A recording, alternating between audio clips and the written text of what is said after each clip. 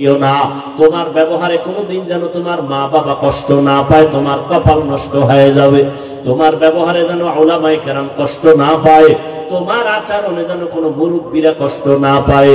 তুমি একজন আদর্শবান ডাক্তার হও, আদর্শবান ইঞ্জিনিয়ার হও, তুমি একজন আদর্শবান প্রফেসর হও, তুমি কলেজে পড়ো বাবা, নবীর তরিকা মানিয়ে চলো, উলামায়ে কেরামের পরামর্শ নিয়ে চলো। এই যুবকেরা, তোমার মতো যুবক স্কুলে কলেজে পড়ে 5 ওয়াক্ত নামাজ পড়ে, মিথ্যা বলিও না, আছে না নাই? বালিশে মাথা লাগায় একটু চিন্তা করিও, তুমি কেন পারো না রে বাবা? তোমার মতো যুবক রাস্তায় গাড়ি চালায়, ড্রাইভারি করে, নামাজ ছাড়ে না, মনটারে একটু প্রশ্ন করো, তুমি কেন পারবা না? তোমার মতো যুবক র্যাব, আর্মি, পুলিশ, বিডিআরের চাকরি করে, নামাজ ছাড়ে না, ব্যবসা করে, নামাজ ছাড়ে না, তুমি কেন পারবা না? চেয়ারম্যান, মেম্বার, এমপি, মন্ত্রী নামাজ পড়ে, দাড়িওয়ালা, অভাব নাই, তুমি কেন পারবা না? ও যুবক বাবা, মোনাজাতে কত যুবক কান্না করে, তোমার চোখে পানি আসে না কেন? গুনার কারণে আমার আল্লাহ বেজার, মা বাবার অভিশাপ তোমার কপালে বুঝি লেগে গেল, এখনো সময় আছে, আমার আল্লাহ দয়ার নজরে ডাকতেছেন, তওবা কর। জীবনের গুনাহ একটাও বারদান আমি সব মাফ করে দিব। ও যুবক বাবারা, আমি একটু আগেও বলেছিলাম, হেদায়েতের মালিক আমার আল্লাহ। কপাল যদি পুড়িয়ে যায়, নবীজির বয়ানও আবু জাহাল কালেমা পড়ে না, আর যদি আল্লাহ কপালটা খুলিয়ে দেন, নবীরে জবাই করতে আসিয়াও কালেমা পড়ে নেয়। জানি না এই জমিনে কিছু মানুষ এমন আছে আবু জাহালের মতো পাথরওয়ালা অন্তর নিয়া হাজারো পায়ে ধরে বয়ান করলে কালেমা পড়বে না, তওবা করবে না, বাইরে গিয়া বিরোধিতা করে গুনাহগার হবে। আর একদল আল্লাহর বান্দা ওমরের মেজাজওয়ালা গুনার কথা স্মরণ করিয়া উলামায়ে কেরামের মজলিসে বৈশা হঠাৎ তার দিলের মধ্যে দাগ কাটছে, মনে মনে ভাবে, আল্লাহ জীবনে কত অন্যায় করেছি, কেউ জানে না, আব্বা আম্মা কেউ জানে না, আমার আপন জনেরা কেউ জানে না। ও আল্লাহ, আমি কত নামাজ ছাড়লাম, কত বেপরদায় চললাম, দাড়ি কাটলাম। ও আল্লাহ, তুমি জানো, জানিয়াও তো রাগ করে পানি বন্ধ করো নাই, বাতাস বন্ধ করো নাই।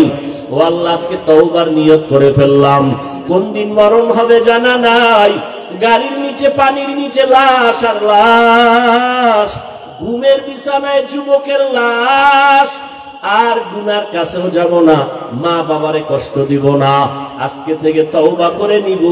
এইরকম যুবক কিছু আছে, তওবা করে ফেলবে, মনে মনে আল্লাহকে বলবে, আল্লাহ আর নামাজ ছাড়বো না, বেপরদায় চলবো না, মা বাবাকে কষ্ট দিব না, উলামায়ে কেরামের পরামর্শ নিয়ে নবীর তরিকা মানিয়া চলবো, আর দাড়ি কাটবো না, বেপরদায় চলবো না। ও যুবক বাবারা, ও বৃদ্ধ বাবাজিরা, আপনাদের মতো কত বুড়া মানুষ মসজিদে গিয়া 5 বেলার নামাজ পড়ে, আপনি কেন পারবেন না? ও পর্দার আড়ালের আম্মা জান বোনেরা, আপনাদের মতো কত মা বোন আছে, পর্দা করে, মোবাইলে সময় নষ্ট করে না, স্বামীর মাল হেফাজত করে, আল্লাহর মোহাব্বত নিয়ে নামাজ পড়ে, আপনারা কেন পারবেন না? আল্লাহ সন্তান দিছেন, নেককার সন্তান বানায় যান, ডাক্তার বানাবেন, কোরআন পড়াইয়া যান, সন্তানটা কোরআন পড়বে, ডাক্তারি পড়বে, মা বাবার জন্য দোয়া করবে। ও পর্দার আড়ালের আম্মা জানেরা, তওবার নিয়ত করে তওবা করেন, পিছনে যত গুনাহ করছেন সামনে আর কোনো অপরাধ করবেন না। আল্লাহর কাছে মনে মনে বলেন, ও আল্লাহ, সন্তানটারে আদর্শ মানুষ বানাবো, নামাজ ছাড়বো না, বেপরদায় চলবো না, স্বামীর মালের খেয়ানত করবো না। ও যুবককে জবাই করতে এসেও কালেমা পড়ে ফেলে, ডিস্টার্ব করেন কেন? আমি চাইছি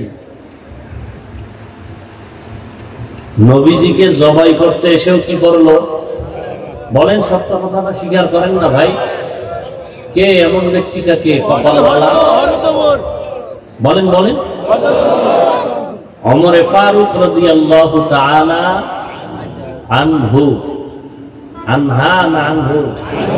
আনহু। মহিলা সাহাবিয়া, আর পুরুষ হলো সাহাবি, বহু বচন সাহাবা। রাদিয়াল্লাহু আনহু, নারী হলে হবে রাদিয়াল্লাহু আনহা। একাধিক পুরুষ হলে সাহাবায়ে কেরামদের হবে রাদিয়াল্লাহু আনহুম। মহিলারা একাধিক হলে হবে আনহুন্না।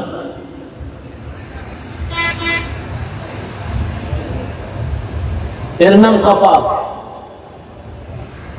নবীজির বয়ানে কোনো ভেজাল আছে? এরপর কালেমা পড়ে নাই কে? আবু জাহাল। নবী কতবার দাওয়াত দিলেন, কপাল খারাপ, হাতের মুষ্টিতে পাথর নিয়ে বলে, এই ভাতিজা মোহাম্মদ, আমার হাতে কি আছে বলতে পারলে আমি এখন তোমার নবী মানব। নবী খুশি। চাচা আসলে আপনি আমার নবী মানবেন, কালেমা পড়বেন? বলে হ্যাঁ। নবী বললেন, আমি তো বলতে পারবো না আপনার হাতের ভেতরে কি, কারণ আমি গাইবের মালিক না। গাইবের মালিক কে? একটু খেয়াল করেন, আপনারা তো অনেক জ্ঞানী মানুষ, আমাদের টুপিওয়ালাদেরকে মনে করেন আমরা বোকা। আসলেই আমরা বোকা। আমরা যদি বোকা না হইতাম তাহলে আমরা তো ভিডিও কত আগে মাইরে ফেলাইতাম। যেই পরিমাণ গালাগালি আমাকে করেন, ইমামরে করেন, আমরা কিচ্ছু বলি না, দেখলে হাসি মুখে সালাম দিই। জানি আপনি আমারে গালি দিচ্ছেন, জানি আপনি ফেসবুকে অনেক কিছু লেখেন, এরপর খারাপ আচরণ কোনো আলেম করে না। আমরা বোকা এই জন্য। আপনি গালি দেন, আমরা সালাম দিই। আপনি দেন গালি, আমরা দিই সালাম। আমরা বোকা।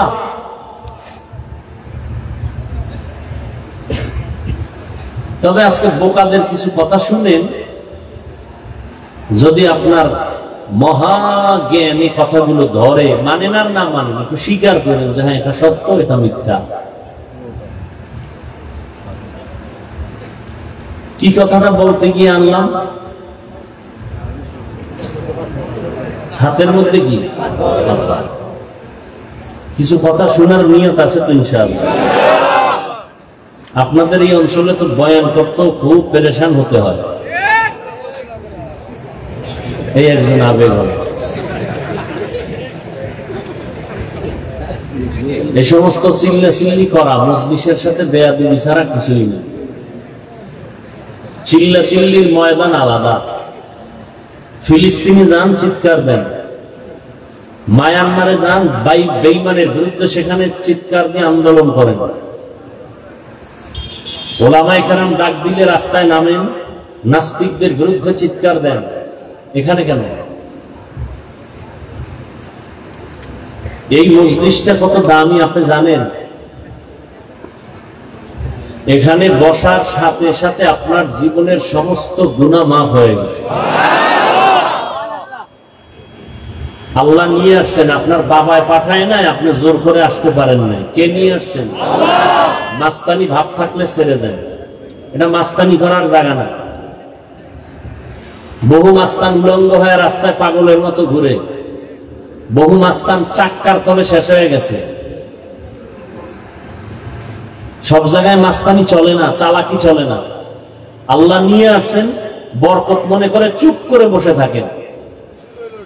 আমি কি বলি শুনেন, ভুল হলে দাঁড়ায় যাবেন। হাফিজ ভাই ভুল বলতেছেন, একটু শুনেন, একটা চিৎকার দিবেন না।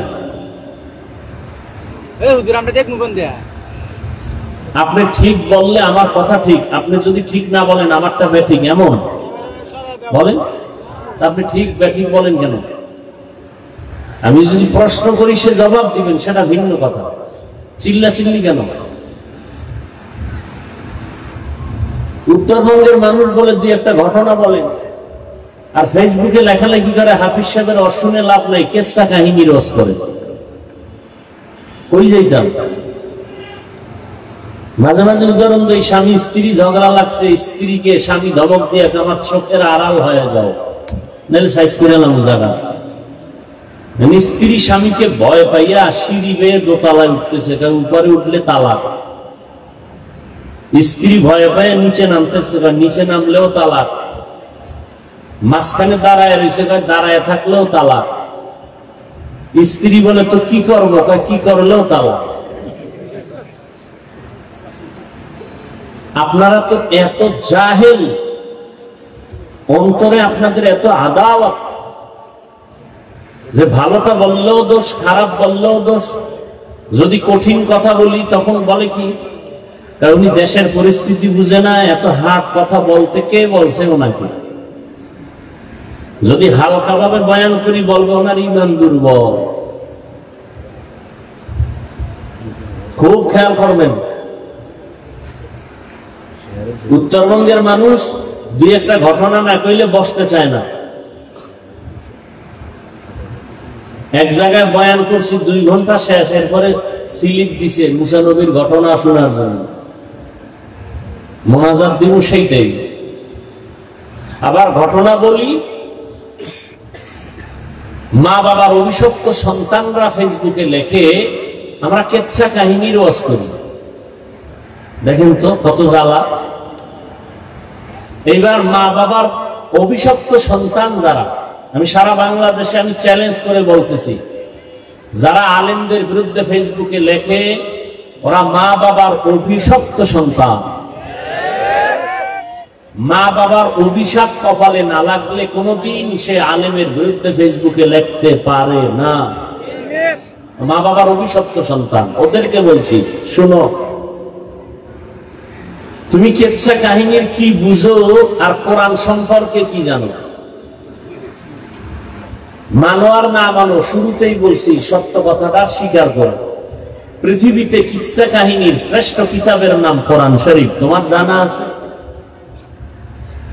শুনে নাও, পৃথিবীতে শ্রেষ্ঠ কিচ্ছা কাহিনীর কিতাবের নাম হাদিস শরীফ, তোমার জানা আছে? ওলামায়ে কেরাম ভুল হলে ধরাই দিবেন, জোরে আসতে না। আপনাদের উপর আমার দায়িত্ব বিনয়ের সাথে, বেয়াদবি ক্ষমা চাই। শ্রেষ্ঠ কিচ্ছা কাহিনীর কিতাব কোরআন শরীফ, কিচ্ছা কাহিনীর শ্রেষ্ঠ কিতাব হাদিস শরীফ। এবার আলেমরা আমাকে একটু অ্যান্সার দিবেন, সাধারণ মানুষ বুঝে যাক। কোরআন শরীফে গরুর কিচ্ছা আছে না নাই? বাঘের কিচ্ছা আছে না নাই? আছে। কোরআন শরীফে পিপিলিকার কিচ্ছা আছে, কোরআন শরীফে হাতির কিচ্ছা আছে, কোরআন শরীফে সাপের কিচ্ছা আছে। তুমি কি জানো?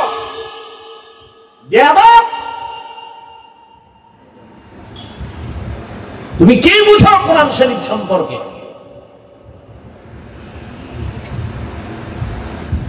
কোরআন শরীফের ভেতরে মাছির কিচ্ছা আছে, মশার কিচ্ছা আছে। কি জানো কিচ্ছা কাহিনী? 2000 আয়াত আছে, 2000 আয়াত আছে, এর উপরে প্লাস 2000 আয়াত কোরআন শরীফে প্লাস এর থেকে শুধু কিচ্ছা কাহিনী, কিচ্ছা কাহিনী, কিচ্ছা কাহিনী। হাদিসে তো কিচ্ছা কাহিনীর অন্ত নাই। আর আমরা তো সোনাবন্দের কিচ্ছা বলি না, আমরা বয়ানে বসে ওই সমস্ত কিচ্ছা শুনাই যা শুনলে মানুষের চোখে পানি আসে, দিল নরম হয়। তোমার মধ্যে এত হিংসা কেন? কি কারণ কি? তোমার দাড়ি নাই, সে নিয়ে তো তুমি একবারও টেনশন করলা না। তোমার মাথায় রসুলের আদর্শের টুপি নাই, সে নিয়ে তো তুমি ভাবলা না। তাবলীগের কারণে বহু মানুষ দ্বীনের পথে আসতেছে, তোমার এইটা নিয়ে অ্যালার্জি। সাহস থাকলে আজকে বলে দাও, আমি হাফিজুর রহমান আল্লাহর জাতের কসম করে বলে গেলাম, তুমি আমাকে প্রমাণ দাও, আমি এখন থেকে তাবলীগের বিরুদ্ধে নেমে যাব, চরমনের বিরুদ্ধে নেমে যাব। আমাকে জবাব দাও, সবাই মিলে সত্য কথা বলবা। আমার কলিজার যুবকদেরকে বলতেছি, বাংলাদেশের মধ্যে তাবলীগের দ্বারা ইসলাম আর মুসলমানের কি পরিমাণ ক্ষতি হয়েছে জবাব চাই সবার কাছে। বুঝে নাই? তাবলীগের কারণে বাংলাদেশে ইসলাম আর মুসলমানের কি ক্ষতি হয়েছে বলো, বলো বলো, যুবকেরা বলো। হয় নাই? সত্য। নাম্বার 2, এদেশে হক পীর আছে, ওলিয়া উলিয়া আছে, এদের দ্বারা ইসলামের এবং মুসলমানের কি ক্ষতি হয়েছে আছে জানা কারো? হয় নাই? হয় নাই? নাম্বার 3, কওমি মাদ্রাসার দ্বারা আমার বাংলাদেশের মুসলমানের ঈমান আমলের ক্ষতি হয়েছে? হয় নাই? সবাই একমত? তাহলে পায়ে ধরে বিনয়ের সাথে বলে গেলাম, মোহাব্বতে, রাগের ভাষাও আছে, ওটা ছেড়ে দিলাম, মোহাব্বতের ভাষা দিয়ে বলে গেলাম, যদি তোমার অন্তর বলে আসলেই তাবলীগের দ্বারা মুসলমানের ঈমানের ক্ষতি হয় নাই, যদি পীর মুরিদি যারা হক লাইনে এদের দ্বারা এদেশের মানুষের ঈমানওয়ালার ঈমান আসছে, বেনামাজি নামাজি হইছে, দাড়ি কামানেওয়ালা দাড়িওয়ালা হইছে, যদি এটা অন্তর বলে কওমিওয়ালাদের দ্বারা এদেশের মানুষ দিনের দিকে আসছে, গুনার দিকে যায় নাই, যদি এটা তোমার অন্তর সাক্ষী দেয়, পায়ে ধরে বলে গেলাম মৃত্যু পর্যন্ত কোনোদিন তাবলীগের বিরুদ্ধে কিছু লেখবা না, কিছু বলবা না, কোনোদিন ভুলেও কওমির বিরুদ্ধে কিছু বলবা না, লেখবা না। খাঁটি আল্লাহওয়ালা ভণ্ড না, যারা খাঁটি ওলিয়া উলিয়া এদের বিরুদ্ধে লেখবা না, বলবা না। আর থাকলে আমাকে প্রমাণ দাও, কেউ দরকার নেই, আমি মাঠের বিরোধিতায় নেমে যাবো, আমাকে সাইজ করে নাও, আমাকে ম্যানেজ করে নাও।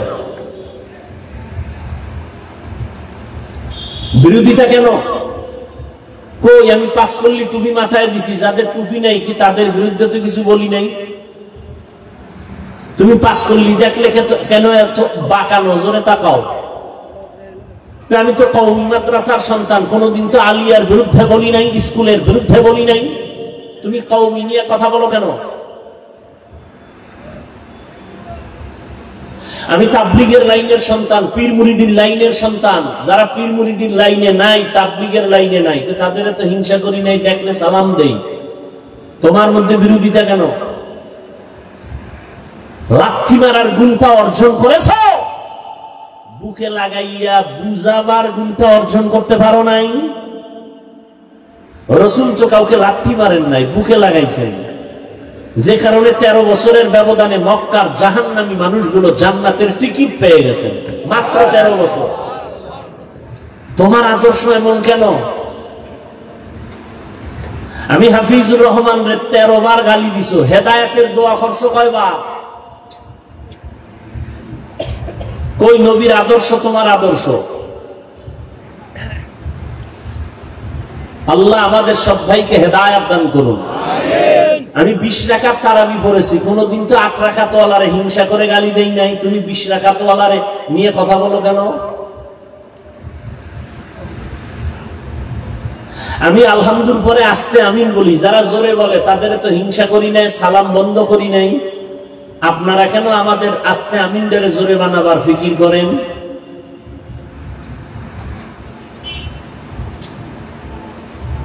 আল্লাহ আমাদেরকে বুঝ দান করেন।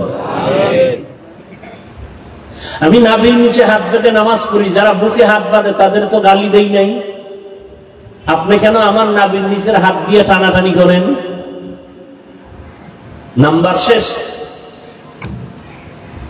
20 রাকাত পড়ছি, 8 রাকাত পড়ছেন, আমি আস্তে আমিন বলছি, আপনি জোরে আমিন বলছেন। দলিল আমারটাও হাদিসে রেডি, আপনারটাও রেডি, মেনে নিলাম। নিরপেক্ষ কথা, এটা একটা আমল, কার জন্য করছি? সবাই একমত?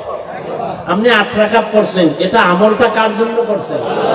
তো আল্লাহর জন্য যদি আমল করেই থাকেন, ভাবটা কেন বান্দার সাথে? আমল করছেন আল্লাহর জন্য, বান্দার সাথে ভাব দেখেন কেন?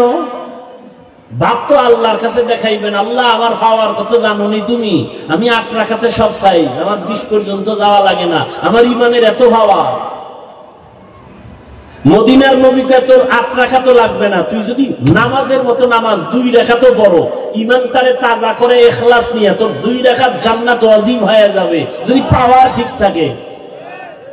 আর যদি 8 রাকাত কেন 20 রাকাতও পড়ো, ভাব দেখাও, তোর সওয়াবটাও জায়গায় শেষ।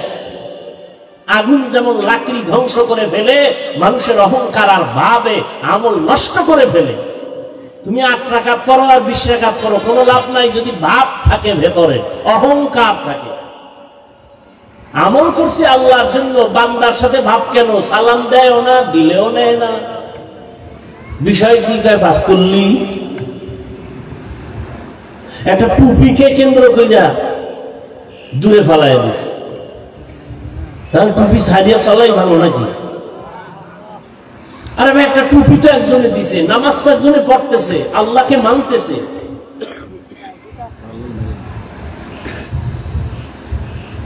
আল্লাহ আমাদের হেদায়েত দান করুন।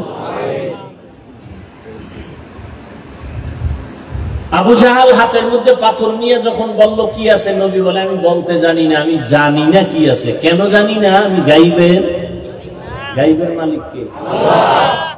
এখানে একটা কথা বলে রাখি, মনে রাখবেন, যাদের সম্ভব, কিছু কিছু আল্লাহর গুণ আছে, এটা আল্লাহর জন্যই খাস, এখানে আর কারো অংশীদার নেই। আর কিছু কিছু গুণ আছে এটা বান্দার মধ্যেও আছে। যেমন আলিম আল্লাহর একটা গুণ। তোমাদের এই লুজ জয়েন ঠিক করো মিয়া।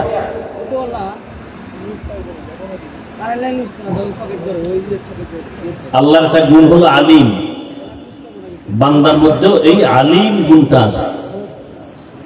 কিন্তু আল্লাহর একটা গুণ আছে রাজ্জাক, এই গুণটা কোন বান্দার মধ্যে নাই। রিজিক দাতাকে এখানে আর বান্দা কোন অংশীদার নাই, এটা এককভাবে আল্লাহ মালিক। যদি কেউ বলে এই গুণের সাথে অন্য কেউ আছে, এই মনে করার নাম শিরিক। যারা মনে করে তাদের নাম মুশরিক। মুশরিকদের জন্য জান্নাত হারাম। ওয়ামান ইউশরিক বিল্লাহ ফাকাদ হারামাল্লাহু আলাইহিল জান্নাহ। আল্লাহ বলেন যারা শিরকের গুনাহ করবে তাদের জন্য জান্নাত হারাম। আল্লাহ হলেন গায়বের মালিক, আল্লাহর একক একটা গুণ।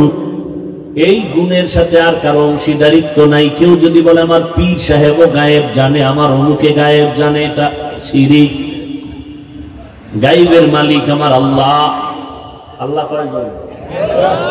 সবাই একমত? আল্লাহ কয়জন? সবাই তো বলে না। আল্লাহ কয়জন? আচ্ছা, আল্লাহ যে এক, কোন দিক থেকে এক বলেন? হ্যাঁ, কেমন এক? আল্লাহ যে এক, কেমন এক? যার সাথে দ্বিতীয় কারো তুলনা আছে? এখন যদি বলেন আল্লাহ গায়েব জানে, আমার নেতাও গায়েব জানে, তাহলে আল্লাহ যে এক সব দিক থেকে, এই কথার মধ্যে এক আছে? আরেকজন ঢুকাইলেন না? আল্লাহ এক, এখানে আরেকজনকে ঢুকাইয়া দেওয়ার নামই হলো শিরক। ইন্নাল্লাহা লা ইয়াগফিরু আন ইউশরাকা বিহি ওয়া ইয়াগফিরু মা দুনা যালিকা লিমান ইয়াশা ওয়া মান ইউশরিক বিল্লাহ ফাকাদ দাল্লা দালালান বাঈদা। এই যুবকেরা ঘুমে ধরছে? যদি কেউ কয় যে এখন ঘুমামু, রাত বেশি হয়ে গেছে, পৃথিবীতে শ্রেষ্ঠ মিথ্যাবাদী, ওর মতো তাজা মিথ্যাবাদী কেউ নেই। বাঙালি এখন ঘুমায়, রাতে ঘুমায়, রাতের দিন বানাইছে, মোবাইল নিয়ে সারা রাত কবিরা গুনাহ করে। হাসবি না, আমি হাসির কথা বলি নাই, এতক্ষণ যতটা কথা বলছি কান্নার কথা বলছি। লজ্জা নাই দেখে হাসি আসে। সারা রাত মোবাইল দেখে দেখে কবিরা গুনাহ করো, তোর লজ্জা আছে? এই বেটা, তোর বয়স কত যুবক? 25, সর্বোচ্চ 30। 40 বছর পর্যন্ত তোর হায়াতে চেহারা নষ্ট হবে না, পৃথিবীর কোনো মেডিসিন লাগানো লাগবে না। তোর 27 বছরে চেহারা নষ্ট কেন আমাকে বল? তোর চেহারার মধ্যে উজ্জ্বলতা নাই কেন বল? তোমার চেহারা দিয়ে তাকাইলে মায়া লাগে না কেন বলো? অথচ 40 বছর পর্যন্ত তোমার চেহারার উজ্জ্বলতা নষ্ট হবে না। আল্লাহ এমন ভাবে এটাকে বানায় দিয়েছেন, কোনো মেডিসিন লাগবে না। 27 বছরে চেহারা নষ্ট কেন? একমাত্র সারা রাত মোবাইলে কবিরা গুনাহ করেছো, কেউ জানে না। কে জানে না? আরো কর, তোর শখ লাগছে করতে থাক।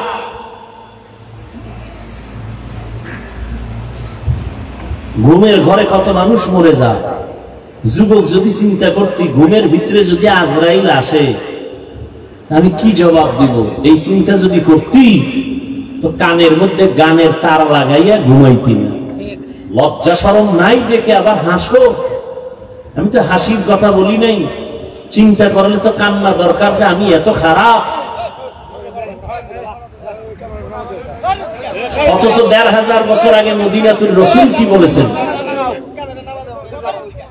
রহমতের নবী বলেছেন, যুবকেরা আমি মুহাম্মদের উপকার করেছে আর বুড়ারা বিরোধিতা করেছে।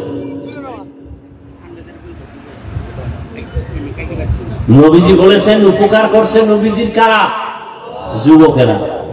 ও যুবক, নবী বলেছেন যুবকেরা আমি মুহাম্মদের উপকার করেছে, বুড়ারা বিরোধিতা করেছে। তুমি যুবকের দ্বারা কি উপকার হচ্ছে মুহাম্মদের আদর্শের? তোমার চেহারা দিয়ে তাকাইলে মায়া নাই, উজ্জ্বলতা নাই, নূর নাই। আল্লাহ আমার কলিজার প্রত্যেকটা যুবকরে ঈমানের নূর দান করেন। আমিন। এখন মিডিয়া আরেক গজব, দেখানো সবার ভালোর জন্য, এটারে বানাইবে অহংকার, অহংকার বানাইবে। আমি এই দামি একটা মোবাইল চালাই, খুব দামি, এক আল্লাহর বান্দা আমেরিকার থেকে নিয়ে আসে। আমার এই মোবাইল কেন, আমার হায়াতে আমি ফেসবুক চালাই না। কিছুদিন আগে ঈদের চিন্তা করলাম ইউটিউবে একটু ওয়াজ মাহফিল দেখবো, শুনবো, ভালো ভালো আল্লাহ আল্লাহদের। এটাতে ঢুকলে অ্যাড আসে মেয়েদের, পরে ইউটিউব আনইনস্টল করে ফেললাম।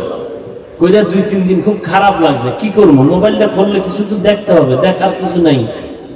তো কিতাব আছে, তাফসির আছে, এগুলো মাঝে মাঝে কইরা আলহামদুলিল্লাহ আজও পর্যন্ত নিজের কন্ট্রোলের মধ্যে রাখছে। আলহামদুলিল্লাহ ফেসবুক নাই, ইউটিউব নাই। আর এই যুগে যারা মোবাইলের গুনাহের থেকে নিজেকে বাঁচাইতে পারবে, এর মতো আদর্শ মানুষ আর কেউ নেই। আল্লাহ আমাকেও হেদায়েত দান করুন, আপনাদেরকেও হেদায়েত দান করুন। আর তুমি সারা রাত মোবাইলে কবিরা গুনাহ করো। যুবক, তুমি ভাবতেছো হুজুর আপনি তো বলবেন পরকালে ফিরে আছে, বাদ দাও, ওটা পরের কথা। আজকে পারলে আমার কথা যদি মহব্বতে শুনো, আজকে অনুরোধ করে বলবো, বাসায় গিয়ে গুগলে লেখবা টাচ মোবাইলে শরীরের কি ক্ষতি হয়, পরকালের শাস্তি ভিন্ন, নগদ কি ক্ষতি হয় তোমার শরীরের। আজকে গুগলে সার্চ দিও, ওখানে কোনো হুজুর নাই, তোমার সব মুরব্বি টাইওয়ালারা বসে আছে। এই মোবাইলের দ্বারা তোমার চোখের পাওয়ার চলে গেছে, খবর নাই। এই বেটা, 40 বছরের মানুষটার কোন রোগ থাকার কথা না, আর তোর 25 বছরে মাথা ঘুরায়, হাড়, বুকে ব্যথা, কিছু পড়তে গেলে মাথা গরম, গোলায় যায়। এ আকাম করছো কেন? 40 বছরে তো রোগ হওয়ার কথা না। তুই যুবকের, গ্রামের মানুষ ভালো খাও, মাথা ঘুরায় কেন, বুকে ব্যথা কেন? এই মোবাইলের কারণে চোখের পাওয়ার থাকবে না, কানের পার্স নষ্ট, হাতের শক্তি নষ্ট, হার্ট দুর্বল, কিডনি দুর্বল, ব্রেন দুর্বল। অকালে মরণ হবে তোর, অকালে বিছনায় পড়ে থাকবি, কানবি, আপন কাউকে পাবি না। আল্লাহর দেওয়া বিনামূল্যে ফ্রি শরীরের মহা একটা ঔষধ আল্লাহ দিয়েছেন, রাতের ঘুম। আর সেই রাতের ঘুম বন্ধ করে দিলি কবিরা গুনাহ করে করে মোবাইল দিয়ে, জীবনে হবি সুস্থ। এমন রোগ হবে পৃথিবীর কোন ডাক্তারে ঔষধ দিতে পারবে না। একটা মানুষ রাতের ঘুম না দিলে পরের দিনের ব্যবসা বন্ধ, চলাফেরা বন্ধ। রাতের ঘুম কত দামি এক ঔষধ। আমরা তো দিনের খেদমতের অজুহাতে ঘুমাইতে পারি না, তারপর চেষ্টা করি, না পারলে ফজর পরে ঘুমাই। আমাদের মতো মানুষ তো বহু আগে মরার কথা, যেই মেহনত করি, কুত্তাও এরকম দৌড়ায় না সারা দেশে। আমরা যেরকম আপনাদের পেছনে দৌড়াই, না খানা না ঘুম, টাইম মতো খাওয়ানো নাই, ঘুমও নাই। এরপরও আল্লাহ পাক যে কথা বলাইতেছেন, একটা কথা আউলা জাউলা বের হয় না। ডায়েরিতে লিখে আমি নাই যে আজকে এত শত কথা বলবো, এই কথার পরে এই কথা বলবো। কথা বলতেছি অনবরত, আল্লাহ কুদরত রহমত ছাড়া সম্ভব না। আর তুমি সারা রাত কবিরা গুনাহ করে রাতের ঘুম মারতেছো, তোমার উপায় কি? জীবন শেষ, যৌবন শেষ। মা বাবার সাথে মোবাইল নিয়ে কত বেয়াদবি করেছো, মা বাবার টাকা চুরি করছো কত এমবি করার জন্য। শিক্ষকের সাথে কি পরিমাণ বেয়াদবি করেছো এই মোবাইলের কারণে। আল্লাহ ক্ষমা দিবেন না, দিবেন না, দিবেন না। শিক্ষক যদি ক্ষমা না দেয়, আল্লাহ ক্ষমা দিবেন না। মা বাপ যদি ক্ষমা না দেয়, কারণ এটা বান্দার হক। বলার দায়িত্ব আমার, মানবেন কিনা সে দায়িত্ব আপনার।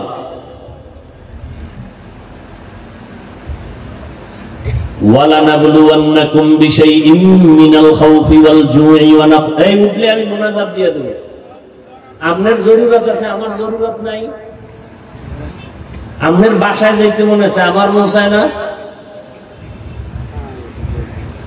কত কষ্ট করে আসছি দৌড়াইয়া, আবার হালকা কিছু খাইয়া নামাজ পড়িয়া আবার চিল্লাইতেছি। পৃথিবীতে কথা বলার মতো কষ্টের কোনো কাজ নাই। আমারে কষ্টে লাগাইয়া আপনারা মেহমান দাওয়াত দিয়ে বাড়ি যাইবেন, এটা কোন সুন্নত? আর কিছু কিছু মানুষের দীর্ঘ টাইম বসার অভ্যাস নাই, তাদের কাছে আমার অনুরোধ, আপনি ভেতরে ঢুকছেন কেন? আপনি বাইরে দাঁড়ায় শুনতেন, ফাঁকে ফাঁকে বাইরে হয়ে যেতেন, কেউ দেখতো না, ক্ষতিও হতো না। মানে ভিতরে ঢুকছেন কেন?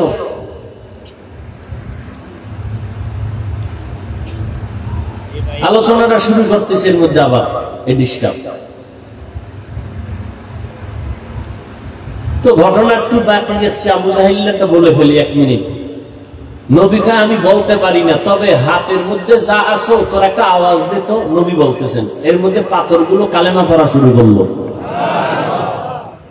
আবু জাহিল্লা পাথরটি ফালায় এখন মোহাম্মদ বড় জাদুকর, এর নাম কপাল, এর নাম।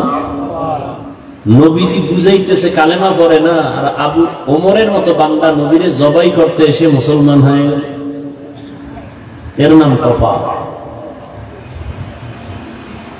وَلَنَبْلُوَنَّكُمْ بِشَيْءٍ مِّنَ الْخَوْفِ وَالْجُوعِ وَنَقْصٍ مِّنَ الْأَمْوَالِ وَالْأَنفُسِ وَالثَّمَرَاتِ।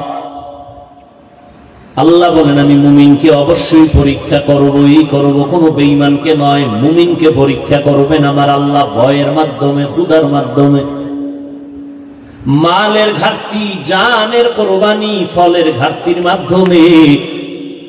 ওয়াবাশশিরিস সাবিরিন, ধৈর্য ধারণকারীদের জন্য আল্লাহর পক্ষ থেকে সুসংবাদ। পয়গম্বর বলেন মাইয়ুরিদিল্লাহু বিহি খাইরান ইউসিব মিন, আল্লাহ যাকে মহব্বত করেন, ভালোবাসেন, তাকে মুসিবত দিয়ে পরীক্ষা নিবেন। হাদিস আর আয়াতের দ্বারা প্রমাণ হলো আল্লাহ মুসিবত দিবেন, বেঈমানকে দিবেন না, মুমিনকে দিবেন পরীক্ষা করার জন্য। ঈমান যাচাই করবে তোর ঈমানটা কেমন। তাহলে মুসিবত আসা আল্লাহর পক্ষ থেকে একটা নেয়ামত। এই জন্য আমাদের মুরব্বী আকাবিরিন যারা, তারা মুসিবত আসলে আল্লাহ দোয়া শিখাইছেন, ইন্না লিল্লাহ পড়বা। কিন্তু আমাদের আল্লাহ ওয়ালারা মাঝে মাঝে আলহামদুলিল্লাহ পড়তেন, মুসিবত আসলে ইন্না লিল্লাহ না পড়ে আলহামদুলিল্লাহ পড়তেন কেন? বলে আল্লাহর পক্ষ থেকে এটা একটা নেয়ামত, আমাকে মুসিবত দিয়ে পরীক্ষা নিবেন। আল্লাহ কুদরতের নজর দিছেন আমার উপরে, আর কারোর উপরে দেন নাই। এজন্য আমি শুকর আদায় করি। আল্লাহর মুসিবত যেখানে আসবে সেখানে রহমতের দরজাও খুলে যাবে। আল্লাহর এক বান্দি দিনদার, ভালো বাবা, ভালো কন্যা সন্তান, বিবাহের ঘরে গেল, স্বামীর ঘরে থাকিয়া কিছুদিন পরে বলে স্বামী আমার, আমারে কেমন ভালোবাসো। নুজহাতুল মাজালিসে ঘটনা উল্লেখ আছে।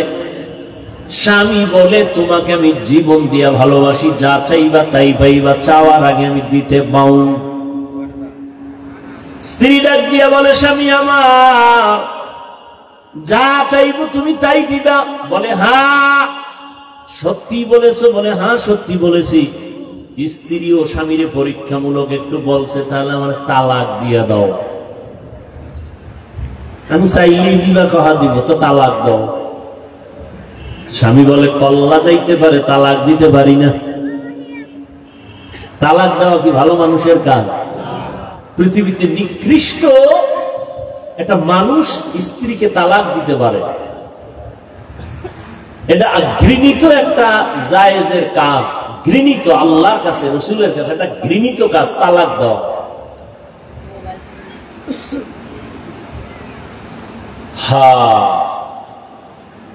স্বামী তো আর তালাক দিবে না, স্ত্রী তো বলছে দাও, আর স্বামীর ওয়াদা দেওয়া, যা চাবা তাই দিন।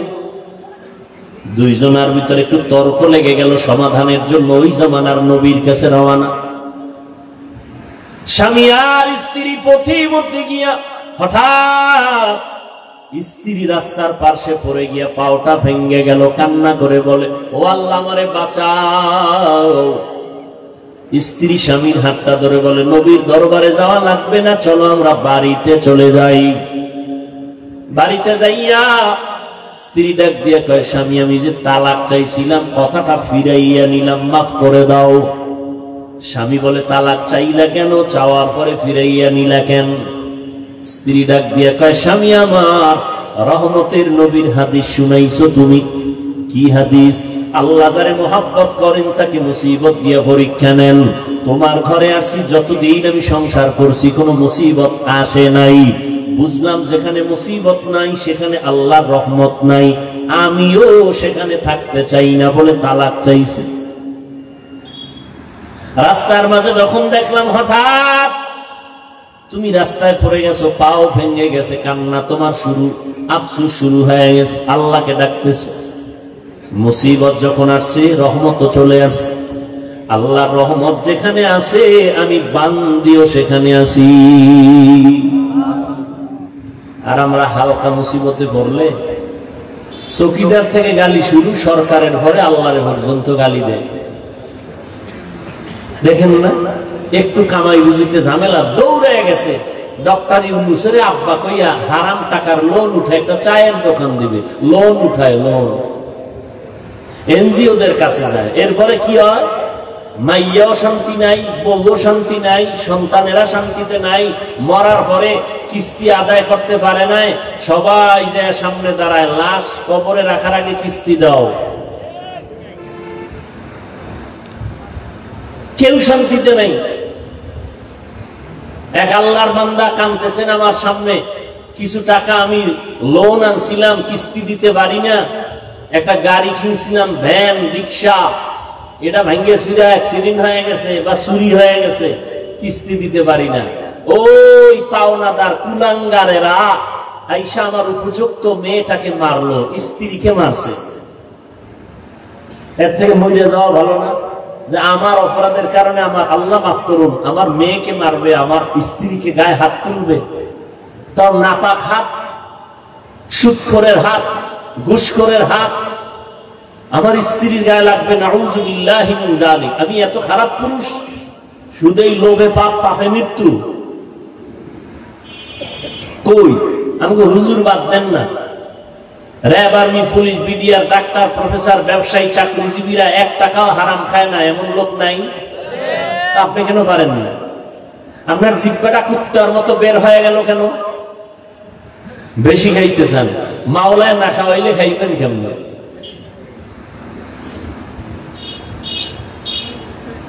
আর আমরা বেশি খাইতে চাই না, কিন্তু আল্লাহ আমাকে বেশি খাওয়ায়। চাইলে আর বড় বেশি। কেমনে বেশি? তোমার 3 প্লেটে পেট ভরে না, আরো 1 প্লেট চাও। আর আমাকে 1 প্লেট আসে ঘরে, এই 1 প্লেটের ভাগ কইরা 4 জনে খাইয়াও থাইকা যায়। এর নাম বরকতি খানা।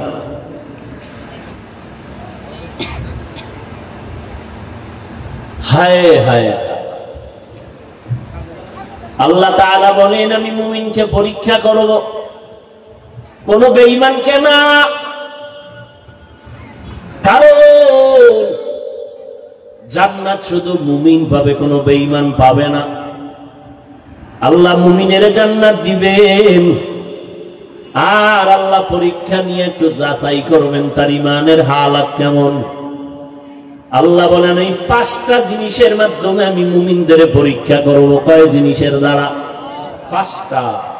এই 5টা জিনিসের পরীক্ষায় তারা পাশ করবে যাদের মধ্যে একটা পুঁজি থাকবে, ওই পুঁজিটার নাম হলো ধৈর্য। যাদের মধ্যে ধৈর্য নাই এরা কোনোদিন পাশ করতে পারবে না। যেমন আপনারা এখানে আসছেন, ধৈর্য যাদের নাই তারা আসছে চলে গেছে, কিছুক্ষণ আছে চলে যায়, ধৈর্য নাই। ধৈর্য 3 প্রকার, ইবাদতের বেলায় ধৈর্য, গুনাহের বেলায় ধৈর্য, মুসিবতের বেলায় ধৈর্য। এই ধৈর্য ধারণকারীদের এত ফল, এত পুরস্কার। আল্লাহ তাআলা বলেন অনেক পুরস্কার আমি ধৈর্য ধারণকারীদের দান করব, তবে দুনিয়া আখিরাতে মহা 2টা পুরস্কার দিব ধৈর্য ধারণকারীদের। 1, দুনিয়ার পুরস্কার হলো আমি আল্লাহ তার বন্ধু হয়ে আজীবন থাকবো। সুবহানাল্লাহ। না খারাপ লাগে আপনাদের? ইয়া আইয়ুহাল্লাযীনা আমানুস্তাঈনু বিস-সাবরি ওয়াস-সালাহ ইন্নাল্লাহা মা'আস-সাবিরিন। 1 নম্বর পুরস্কার, আল্লাহ ধৈর্য ধারণকারীদের বন্ধু হয়ে থাকবেন দুনিয়ায়। পরকালে আর একটা পুরস্কার, আল্লাহ বলেন ও ধৈর্য ধারণকারীর দল, কিয়ামতের ময়দানে আমি আল্লাহ তোমাদের বিনা হিসাবে জান্নাত দিয়ে দিব। আতিনা ফি দারে দুনিয়া না হাসান, আতিনা ফি দারে উকবানা হাসান, ইয়া গিয়াসাল মুস্তাগীসিন ইহদিনা ইফতিখারা বিল উলুমে ওয়াল গিনা, হর গোরি দেনে কো তু তৈয়ার হ্যায়, जो न मांगे उससे तू बेजार है। দুনিয়ার পুরস্কার, আল্লাহ তার বন্ধু হয়ে থাকবেন। আল্লাহ যদি আপনার বন্ধু হয়ে যান, আপনার কোনো পেরেশানি কোনো টেনশন নাই। দেখছেন না মহামারী করোনা, গোটা দুনিয়াতে স্তব্ধ। যারা চেয়ারে বৈশা নিজেদের খোদা খোদা ভাব নিয়ে চলতেছিল, সারা দুনিয়ার খোদা ভাবওয়ালারাও থমকে গেছে। ব্যবসায়ীর ব্যবসা নাই, চাকরিজীবীর চাকরি নাই, স্কুল বন্ধ, কলেজ বন্ধ, ট্রেন বন্ধ, ব্যবসা বন্ধ, চাকরি বন্ধ, দোকান বন্ধ, বাস বন্ধ, সব বন্ধ। আল্লাহ আঙ্গুল দিয়ে দেখায় দিয়েছেন কোরআনের একটা মাদ্রাসাও বন্ধ হয় নাই। ইতিহাস ভুলে যায়ও না। আর ওই করোনার সময় মাস্ক লাগায়া জবানটারে আটকায় রাখছি, একজনে ট্রিপল মাস্ক লাগাইছে করোনার ভয়, কিন্তু এরপরও যারে ধরছে মাস্কে ফিরাইতে পারছে। হ্যাঁ বাবা, করোনায় আক্রান্ত হয়ে গেল, এর যুব ইতিহাস যেন ভুলে না যাও। করোনায় বাবাকে আক্রান্ত করে ফেলেছে, ওই বাবার দুইটা কুলাঙ্গার শিক্ষিত শয়তান, দুইটা কুলাঙ্গার সন্তান শিক্ষিত। বাবারে যখন করোনায় ধুইরা ফেলাইলো, টাকা দিয়া এলাকার গরিব ছেলেদের কয় আমার বাবার লাশটা রাস্তায় ফালায় দিয়ায়। রাস্তায় ফালায় দিছে, দরওয়াজা লক করলো, জানালা লক করে দিল। জানালা দিয়ে একবারও সন্তান তাকায় দেখলো না বাবার লাশটা কি কুত্তায় খাইলো নাকি জানাজা হইল। কিন্তু জানো নিরে বাঙালি, ওই ইতিহাসটা কেমন? ওই বাংলাদেশের শত শত করোনার লাশ আমার দেশের কিছু পুলিশ ভাইরা আর আমার দেশের সিংহবাগ ওলামায়ে কেরাম টুপিওয়ালারা ওই লাশগুলো কাঁধের মধ্যে নিয়েছেন, গোসল করাইছেন, কাফন পরাইছেন, জানাজা পরাইছেন, কবর খনন করে দাফন করাইছেন। ইতিহাস ভুলে যাইও না, শত শত লাশ দাফন করানোর পরেও একজন হুজুরেও করোনায় মরে না। ভাল লাগে না শুনতে? না, আল্লাহ দেখায় দিয়েছেন হায়াতের মালিক আমার আল্লাহ। আমি আল্লাহ যদি আজরাইল পাঠাই, তোর কোন মাকসে তোরে বাঁচাবে? বাংলাদেশের টাকার বালিশ বানায় ঘুমায় যমুনা গ্রুপের মালিক। করোনায় আক্রান্ত হইয়া আমার স্পেশাল ফ্লাইট দিয়া সিঙ্গাপুরে নিয়ে আমারে করোনা থেকে বাঁচাও। কত হাজার কোটি টাকা চাও, নেও। টাকা দিয়াও বান্দা বাঁচতে পারে না। তিনটা সাদা কাফনের প্যাকেট হয়ে কবরে চলে গেছে। কথা ঠিক নি? এ দুনিয়া সারিয়া কোথায় যাইবা ভাগিয়া, এ দুনিয়া সারিয়া কোথায় যাইবা ভাগিয়া, মরণ তোমায় লইবে ঘিরি যতই করো বাহানা। মরণ তোমায় লইবে ঘিরি যতই করো বাহানা। চিন্তা করে দেখো না কবরে কি যাইবা না, যেই কবরে আল্লাহ সারা বন্ধু কেহ থাকবে না। চিন্তা করে দেখো না কবরে কি যাইবা না। এ দুনিয়ায় সবই পর, কবর যে তোর আসল ঘর। এ দুনিয়ায় সবই পর, কবর যে তোর আসল ঘর। কেমনে সেথায় থাকবি পরে, শুধুই মাটির বিছানা। কেমনে সেথায় থাকবা পরে শুধুই মাটির বিছানা, চিন্তা করে দেখো না কবরে কি যাইবা না, যেই কবরে আল্লাহ সারা বন্ধু কেহ থাকবে না, চিন্তা করে দেখো না কবরে কি যাইবা না, চিন্তা করে দেখো না কবরে কি যাইবা না। মরণ থেকে যতই পালাও মরণ তোমায় নিবে ঘিরি, যদিও সুদূর আকাশ পানে লুকাও সেথায় লাগিয়ে সিঁড়ি। নদী পথে নৌকা চালাও ও মাঝি ভাই, বেলা ডোবার আগে আমি ওপার উঠতে চাই, ডুবে গেলে বেলারে আর উঠে না, ভেঙ্গে গেলে মেলারে আর জমে না। আল্লাহ পাক রব্বুল আলামিন বলেন, আমি 5টা জিনিসের মাধ্যমে তোমাদের পরীক্ষা নিব, পাস করার জন্য একটা পুঁজি লাগবে, কি? ধৈর্য ধারণ করা লাগবে। ধৈর্যের পরীক্ষায় যারা আগাবে তারা পাস। 5টা জিনিসের পরীক্ষার 1 নাম্বার পরীক্ষা আল্লাহ যে জিনিস দিয়ে নিবেন এর নাম ভয়, মিনাল খাউফ। ইমাম শাফিঈ রাহমাতুল্লাহ আলাইহি বলেন, এখানে ভয় দ্বারা উদ্দেশ্য হলো আল্লাহর পক্ষ থেকে ভয়। ও সিরাজগঞ্জের মুসলমান, দাড়ি রাখলে আল্লাহ খুশি, দাড়ি রাখলে তোমার আত্মীয় স্বজনরা শালি দুলাভাই বেজার। এখন কি শালি দুলাভাইয়ের লজ্জার ভয়ে দাড়ি কাটবা নাকি আল্লাহর শাস্তির ভয়ে দাড়ি রাখবা? এখানে তোমার ইমানের পরীক্ষা। পর্দা করলে আমার আল্লাহ খুশি, পর্দা করলে তোমার আত্মীয় স্বজন বেজার। এখন আত্মীয় স্বজনের মন পাওয়ার জন্য তাদের গালাগালি শোনার ভয়ে কি তুমি পর্দা ছেড়ে দিবা নাকি আল্লাহর আযাবের ভয়ে পর্দা করবা? এটাই তোমার ইমানের পরীক্ষা। আল্লাহর পক্ষ থেকে ভয়, এই ভয়ের নাম হলো তাকওয়া। আর এক প্রকার ভয় হলো বান্দার পক্ষ থেকে ভয়। যেমন ফিলিস্তিনের জমিনে ইসরায়েলি জালেমরা ভয় দেখায়, কয় এই জেরুজালেম বাইতুল মুকাদ্দাস তোমরা ছেড়ে চলে যাও, আমরা দখল করব। তোমাদেরকে ভয় দেখায় যদি না যাও তোমাদের মেরে ফেলবো, আগুনে পোড়ায় ফেলবো। মুসলমান ডাক দিয়া কয়, আমরা তোরে ভয় পারি না, আমরা ভয় করি আমার আল্লাহর আযাব। বাইতুল্লাহ আল্লাহর ঘর, বাইতুল মাকদিসের কলিজার মধ্যে জায়গা দিয়েছি, কল্লা দিতে পারবো, ঈমান দিতে পারবো না।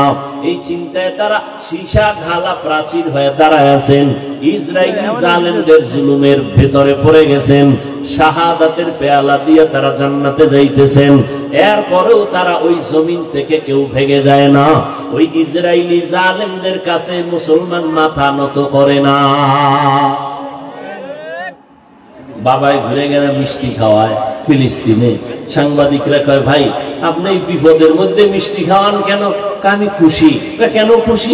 আমার 2 সন্তান শহীদ হইয়া জান্নাতে আরামে আছে, আমিও রেডি হইতেছি, আমিও জান্নাতে যাব।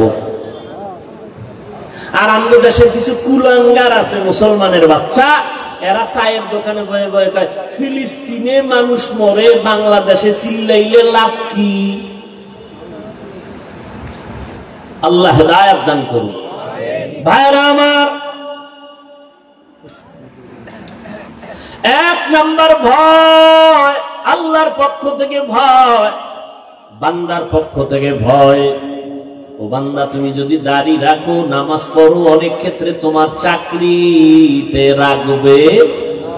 এখন কি তুমি কি টাকার জন্য তুমি চাকরি করবা নাকি আমার আল্লাহর জন্য তুমি আল্লাহর পথে চলবে? এটা ঈমানের পরীক্ষা। আমি সংক্ষেপে বলে যাচ্ছি। 2 নাম্বার পরীক্ষার বস্তু হলো ক্ষুধা। আল্লাহ ক্ষুধা লাগাইয়াও পরীক্ষা নিবেন। ইমাম শাফিঈ রাহমাতুল্লাহ আলাইহি বলেন, এখানে ক্ষুধা দ্বারা উদ্দেশ্য হলো রোজা। অনেকে রোজার মাস রোজা রাখতে পারে নাই। কি ভাই আপনি রোজা রাখেন না কেন? মুসলমান কয়, আমার ঘরে কি ভাতের অভাব, আমি রোজা রাখবো কেন? আমরা কি ভাতের অভাবে রোজা রাখছি? আরে রোজা তো হিন্দুরাও রাখে, বৌদ্ধরাও রাখে, খ্রিস্টানেরাও রাখে, পৃথিবীর সবাই রোজা রাখে। সিস্টেম আলাদা, নাম আলাদা। আমাদেরটার নাম রোজা, আর অন্যদেরটার নাম হলো না খাওয়ার সাধনা। আর আমাদের মুসলমানের না খাওয়ার সাধনা না, বরং না খাওয়ার মধ্য দিয়ে আল্লাহ পাওয়ার সাধনা। অতএব তুমি ভাতের অভাবে কেন বললা রে বাবা? আল্লাহ পাক রব্বুল আলামিন ক্ষুধার দ্বারা পরীক্ষা নেবেন। সাহাবায়ে কেরাম, এমনকি আপনার আমার নবী, যেই নবীর জন্য আমার আল্লাহ নিজে আসে, ওই নবী দোয়া করলে উহুদ পাহাড় স্বর্ণ হয়ে যাইত। কিন্তু ওই নবী খন্দকের যুদ্ধে পেটে পাথর বেঁধেছেন, সাহাবায়ে কেরাম পেটে পাথর বেঁধেছেন, তারপরেও কোনদিন বাতিলের কাছে আপোষ করেন না, হারাম পথে যান নাই। ও মুসলমান নবীর আশিক, রমজানের রোজা রাখো ক্ষুধার মাধ্যমে পরীক্ষা। নবী তো শুধু রমজান না, সপ্তাহের বৃহস্পতিবার সোমবার দিনও নবী রোজা রাখছেন। আর রোজাটা শুধু ঈমানের কারণ না, শরীরটারে সুস্থ রাখার একটা ঔষধ হলো রোজা। আর মূর্খ কিছু মানুষেরা রোজারে বানাইছে রোগের কারণ, আমি রোজা রাখলে রোগ বেড়ে যায়, অথচ শরীরের রোগের ঔষধ হলো রোজা, আর এ বানাইছে রোগের কারণ। যেমন নিয়ত তেমন বরকত। 3 নাম্বার পরীক্ষা, ওয়ানাকসিন মিনাল আমওয়াল, মালের ঘাটতি, মালের কোরবানি। ইমাম শাফিঈ রাহমাতুল্লাহ আলাইহি বলেন, এখানে মালের কোরবানি দ্বারা উদ্দেশ্য হলো যাকাত। রাস্তাঘাটে সাইনবোর্ড দেখি মাঝে মাঝে, দারিদ্র বিমোচন করো, দারিদ্র বিমোচন করো। সরকারও অনেক পদক্ষেপ নিয়েছেন, কিন্তু আল্লাহ মানুষ বানাইছেন, মানুষের শান্তির ব্যবস্থা আল্লাহ করেছেন। মানুষের শান্তির ব্যবস্থা, অর্থনৈতিক সচ্ছলতার জন্য আল্লাহ একটা আইন করে দিয়েছেন স্থায়ী। ধনীরা বছরে একবার গরিবের যাকাত দিবা। যাকাতটা যদি ধনীরা ঠিক মতো দিত, এই জমিনের মধ্যে দারিদ্র বিমোচন হয়ে যাইত। যাকাত অনেকে দেয়, কিন্তু সঠিকভাবে দেয় না, হিসাব করে না। নবীজি হাদিসে বলছেন, কিয়ামতের আগে বড় লোকেরা যাকাত দেওয়াটাকে জরিমানা মনে করলো, বলবে এটা জরিমানা দেওয়া যাবে না, লামসাম কিছু দিয়া কইবে যাও। এ বিষয়ে বিস্তর আলোচনা আমি রমজানে করেছি। যাকাত দেওয়া না আদায় করে দেওয়া, যাকাত দেওয়া আলাদা কথা, আদায় করে দেওয়া আর একটা কথা। আল্লাহ কইছে যাকাত আদায় করো, দেও বলে নাই। এখানে ব্যবধান কি বিস্তারিত রমজানে আমার আলোচনা আছে। যাকাত গরিব রেখা, আমরা গরিব, মালও নাই, পরীক্ষাও নাই। কেন তোমাকে আর এক পরীক্ষা রয়ে গেছে, কি? ধনীরা দিবে মালের কোরবানি, তুমি দিবা জানের কোরবানি। ধনী বলে এখানে একটা মাদ্রাসা বানাও, টাকা লাগবে না, টাকা দিব আমি। তাহলে ঘর দুয়ার মাটি কাটার কাজ করবে কে? ধনী বলে এটা আমার সময় নাই, আমি পারি না, আমি মালের কোরবানি দিলাম। ও গরিবেরা, তোমরা জানের কোরবানি দাও, খরচ আমি দিব, তোমরা জানের কোরবানি দাও, সময় দাও। দেখছেন আল্লাহ কেমনে সাজাইছেন? জান্নাতের রাস্তায় সবাইরে ঢুকার সুযোগ দিছেন, ধনীরাও ঢুকবে, গরিবেরাও। ধনী টাকা দেয়, গরিব তুমি সময় দাও। হ্যাঁ, জানের কোরবানি, মালের কোরবানি, এ জমিনের ইতিহাস। জানের কোরবানি দিয়েছেন ইব্রাহিম নবী ইসমাইলের ছুরির নিচে নিয়া। এই কোরবানির বড় মহা পরীক্ষা। এই যে হজ করে মানুষ, বাইতুল্লাহ যায়, সব তো ইব্রাহিম আর হাজেরা আলাইহিস সালাম আর ইসমাইল নবীর কাহিনীর নিদর্শন। সাফা মারওয়ায় না দৌড়াইলে হজ বাদ। সব আম্মাজান হাজেরা আলাইহিস সালামের দৌড়ানি আল্লাহ আইন করে দিছে কিয়ামত পর্যন্ত। ওই পাথর মারে না, পাথর, আর আমি কথা বল না, কেন মারে জানেন না? কারে মারে? তখন কি শয়তান বই রয়েছে? শয়তান বড় হয়েছে, সবাই পাথর মারে হোমানে। একজনে জুতাও মারছে, শয়তান ধরে দেখাই দেয় জুতা মারতেছে। শয়তানকে ওখানে বয়ে রয়েছে। ও ইসমাইল নবী আর ইব্রাহিম নবী যে পাথর মারছিল, আল্লাহ এটারে নিদর্শন বানায় দিছে। এই এতটুকু কাজ করবি না, তুই জীবনবার তাহাজ্জুদ যদি বইয়া বাইতুল্লাহর বুকে লাগায় কান্দ, তোর জিন্দেগির সব ইবাদত বরবাদ। কোন চালাকি চলবে? চলবে না। বাইতুল্লাহ তাওয়াফ করো, জমজমের পানির জন্য হাজিরা পাগল। সারা দুনিয়ার চিকিৎসা বিজ্ঞানীরা থিওরি দিয়ে দিছে, জমিনে যত পানি আছে জমজমের মতো বিশুদ্ধ পানি জমিনের মধ্যে আর কোথাও দেখছেননি। সেই ইসমাইল শিশু বাচ্চার কান্না থেকে পানি শুরু, ওখান থেকে যেই পরিমাণ ছিল আজও সেই পরিমাণ আছে। হাজার হাজার হাজার হাজার কোটি মিলিয়ন ট্রিলিয়ন বিলিয়ন পানি মানুষগুলো নিয়ে যায় হাজি সাহেবরা, কিন্তু পানি কমেও না বাড়েও না। সুবহানাল্লাহ। সাহাবায়ে কেরাম একদিন জিজ্ঞাসা করলেন, ইয়া রাসূলুল্লাহ, জমজম কূপের তলা কই? নবী বলেন, জমজম কূপের তলা হলো হাউজে কাউসারের সাথে লাগানো। দাঁড়াইয়া খায় গরুতে, দাঁড়াইয়া খাওয়া পান করা ইসলামে নিষেধ, তবে দুই কারণ, দুই জিনিস দাঁড়াইয়া পান করা সুন্নত। জমজমের পানি দাঁড়ায় করেন, বইয়া করলে গুনাহ হবে না, খবরদার। আবার পেছ লাগায় না, কিলে কিলি বাজায় না, অনেকে আবেগে কিলে কিলি বাজায়। জমজমের পানির উপকার আছে প্রায় 25টার মতো। এর মধ্যে বড় উপকার কি? আপনার পানির পিপাসা কি ভাতে নিবারণ হবে? ফলে নিবারণ হবে? হবে না। কিন্তু জমজম পানি এমন একটা আল্লাহর নিয়ামত, পেটের ক্ষুধাও নিবারণ করে, পানির পিপাসাও নিবারণ করে। ভাত খাওয়া লাগবে না। নবী একটা খেজুর একটু জমজমের পানি দিয়া সাহারি খাইছেন, সারাদিন রোজা সাহাবায়ে কেরাম। আর আমরা সাহারি খাইতে খাইতে আজানও দেখা আরো খাইয়ে, এমন খাওয়ানোর পাগল বাঙালি।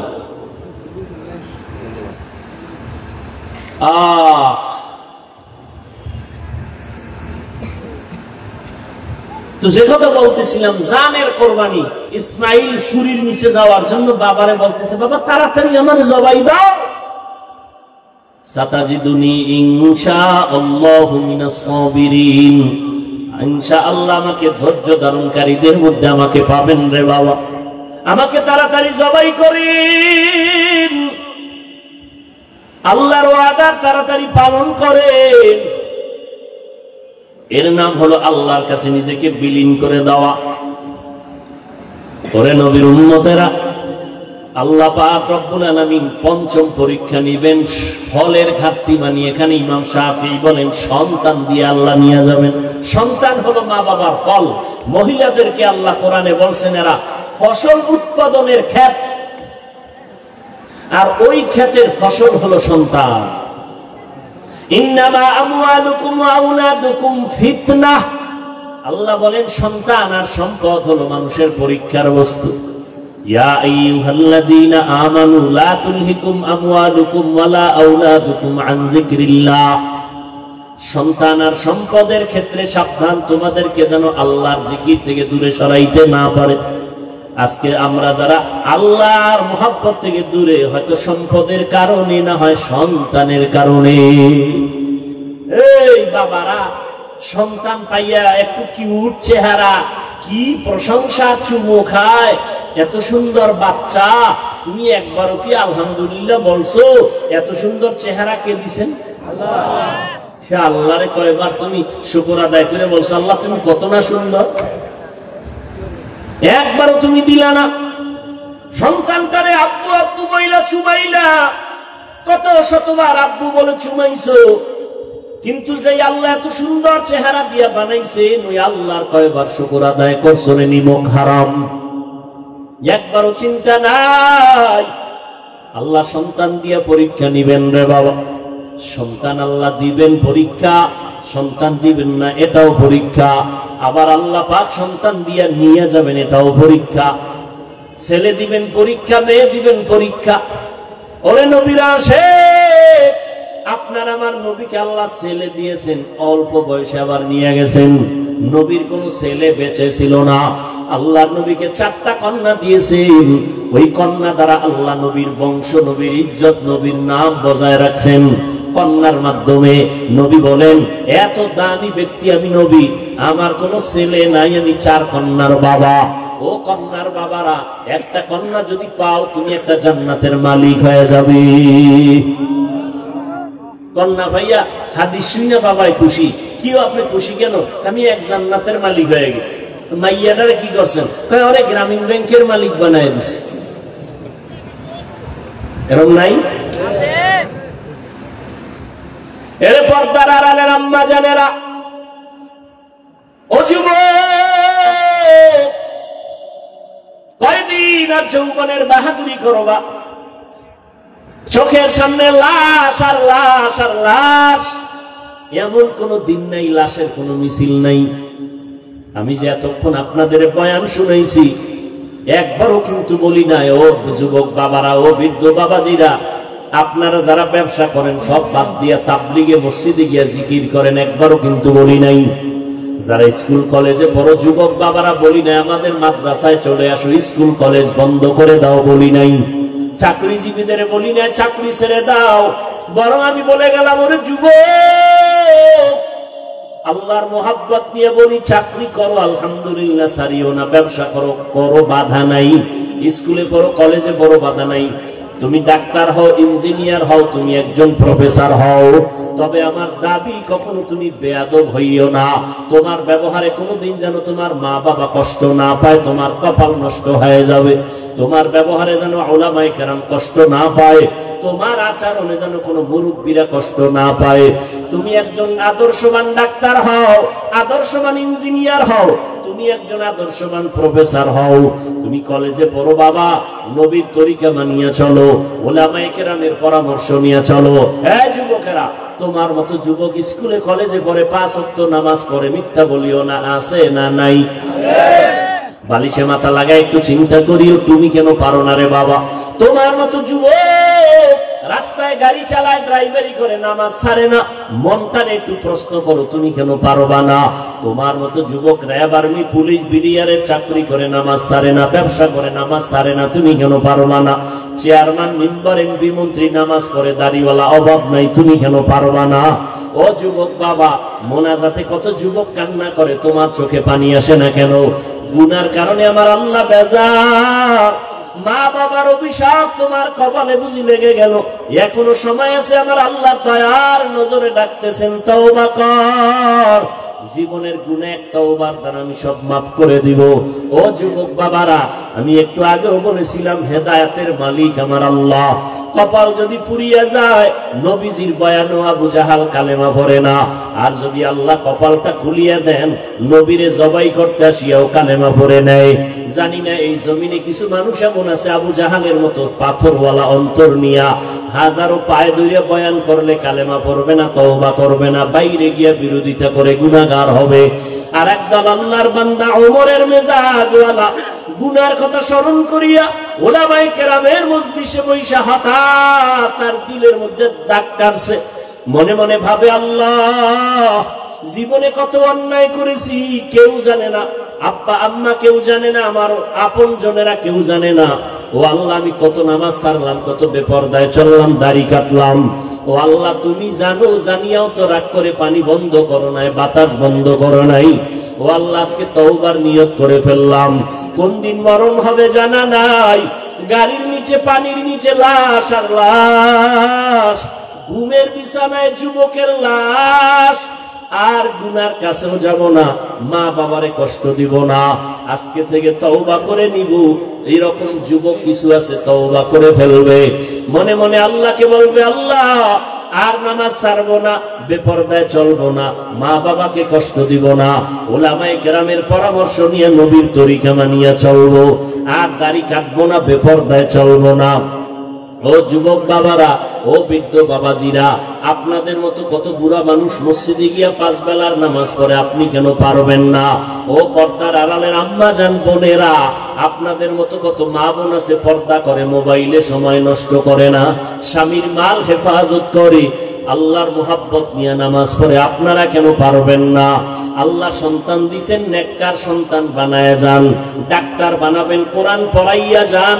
সন্তানটা কোরআন পড়বে, ডাক্তারি পড়বে, মা বাবার জন্য দোয়া করবে। ও পর্দার আড়ালের আম্মা জানেরা, তওবার নিয়ত করে তওবা করেন। পিছনে যত গুনাহ করছেন, সামনে আর কোনো অপরাধ করবেন না। আল্লাহর কাছে মনে মনে বলেন, ও আল্লাহ, সন্তানটারে আদর্শ মানুষ বানাবো, নামাজ ছাড়বো না, বেপরদায় চলবো না, স্বামীর মালের খেয়ানত করবো না। ও যুবক বাবারা, তওবা করে নাও, মনে মনে অন্তর তৈরি করে ফেলো। মরিয়া গেল আর নামাজ ছাড়বা না, দাড়ি কাটবা না, বেপরদায় চলবা না।